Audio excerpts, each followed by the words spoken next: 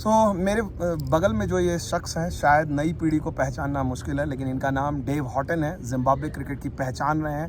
1992 में जिम्बाब्वे ने जब अपना फर्स्ट टेस्ट मैच खेला था तो इन्होंने 100 बनाया था। और डेव हॉटन किसी परिचय के मोहताज नहीं है, बहुत सारी क्रिकेट इन्होंने खेली है। कपिल देव के साथ इन्होंने क्रिकेट खेली है। अब इनकी वापसी हुई है जिम्बाब्वे क्रिकेट में कोच के तौर पे। तो मैंने सोचा जिम्बाब्वे पहुंचकर सबसे पहले इनका इंटरव्यू किया जाए। So basically I have introduced yourself, you know. So just want to know first thing first, Dave, that now you're back in the business of coaching. You know, coaching Zimbabwe side is never easy, but this is your home team. How do you look at this new challenge in your career? I think it's an exciting challenge.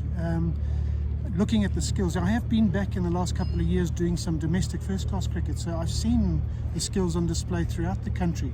We have 5 domestic first-class sides, and it's good cricket. So I knew coming back into it that we were dealing with some decent players, and it was just a question of getting them together to make them gel and hopefully make them successful. So I'm relishing the opportunity. So far so good. We've had 2 months together and managed to qualify for the World T20s, and we had a good couple of series against Bangladesh. So this will be a real test for us against India. But a lot of people think, you know, India missing big star like Virat Kohli or Rohit Sharma, you know. So how do you look at this Indian side? You know, it's still good enough, formidable enough? Of course, very formidable enough. You know, it makes me laugh that people worry about them missing 1 or 2 players. I mean, India is so high in world cricket now; they could probably pick 4 or 5 sides and be exactly the same. So, for us, it's no come down that Virat Kohli isn't here. There's still some great players coming out here, and it'll be fantastic for our guys, not just to compete against them, but also to watch and learn from them. You have seen some of the great players, and especially in Indian cricket, from the Gavaskar to Kapil Dev and Tendulkar. You have played some of the big names. How do you look at someone like Virat Kohli? It's interesting, isn't it? Because you tend to remember the people you played against more fondly than you do the next generation. And I mean, of course, I thought Sunil Gavaskar was one of the best players I'd ever seen in my life when we played against him in the World Cup. Kapil Dev, also one of the best in the world. But if you're keeping up to date with cricket all the time, you start to look at the next generation, and you start to look at someone like Virat Kohli. And I mean, I didn't think anybody would ever be able to get more runs than Sachin Tendulkar. But it looks to me that Virat still might do it. So even though he's going through a bit of a bad patch and he's not scoring quite as consistently as he has done in the past, he's still one of the greats of the game. How about Rohit Sharma, the captain, the regular captain? And obviously he's a different kind of a stroke player. What is your assessment of Rohit? Well, he's one of the guys I'm pleased is not here on this tour, because every time I see him play, he just makes batting look so easy. And he's able to score at a hell of a rate without even looking like he's taking any risk. So, you know, again, one of the greats of the game for me. And then, gee, if you look back over the last 10, 15 years, you know, Rahul, VVS, all these guys, Tendulkar, Sehwag, you just keep producing them, and they're absolutely brilliant and great to watch. A word on someone like Rishabh Pant, because you yourself have been a wicketkeeper batsman, aggressive batsman.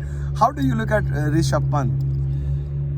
Well, he's certainly a lot better than I was, particularly as a wicketkeeper. But I know he's a fantastic player to watch nowadays. Obviously, he's really well built for the T20s and the 50 over stuff, and I'm sure he's a great test player as well. But I mean, he's got so much innovation, so much power, and he looks like he plays with a smile on his face all the time. It's, again, another one of your greats.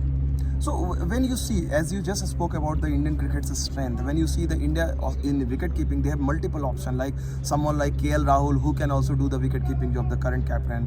Rishabh Pant is there. Dinesh Karthik, he just playing as a finisher role. He is also a wicket keeper. Ishan Kishan is there.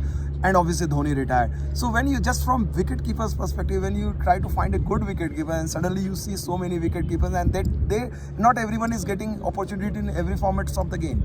I think this is the biggest problem India now have in international cricket, is how do you pick your best 11? How many people do you play?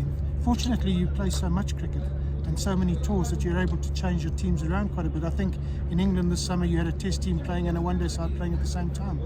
And then of course you've had subsequent tours to the West Indies and so on, and people have changed places and everyone's getting a fair crack at the whip. I think the toughest job in India is going to be to pick your final 15 for the World Cup, because you could pick 50 and all, you know, and be able to play with an 11 that has just as much chance of winning it as anybody. Okay, my final two questions, Dave. A word on regular coach Rahul Dravid, because you have seen him as a player, then obviously now his new journey has started as a coach. How do you look at Rahul, the coach? It's hard to say unless you actually experience it, but I would imagine if he's anything like he was as a cricketer, he'd be the most sensible head on the block. I'm sure he would actually bring some calmness to a change room, because as we all know in cricket, and particularly in the big games, it can get quite emotional in the change room when things aren't going your way, or the run rate's getting out of control and so on. And I think he would bring an amazing calmness about the change room, which is something I think India could probably do with. My final question, Dave. In your time, India used to play a lot against Zimbabwe, ODI series, tri-series, test matches. The frequency has gone down because of multiple reasons.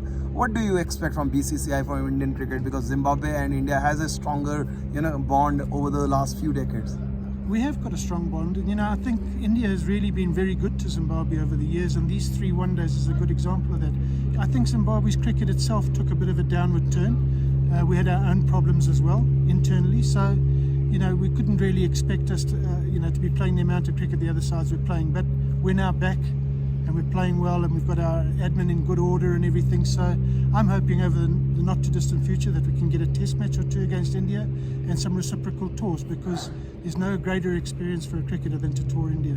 Thank you so much, Mr. Houghton, and wish you all the best. My Thanks pleasure. a lot. Pleasure talking to you.